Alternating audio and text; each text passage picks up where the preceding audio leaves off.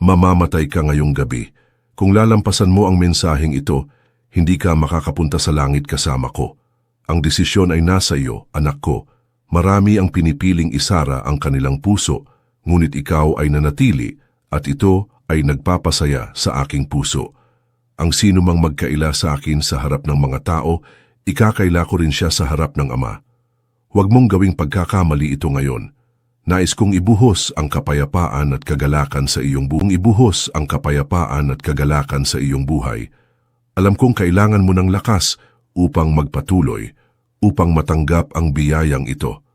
Ibahagi ang mensaheng ito at magkomento ng Amen sa ibaba.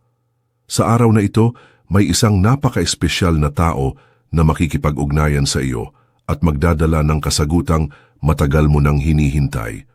Kung gusto mong malaman kung sino iyon, ibahagi ito at i-click ang WhatsApp button, ang espesyal na taong iyon.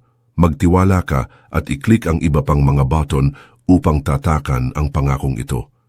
Matutupad ang lahat. Pagpalain ka at liwanagan ng Diyos, anak ko.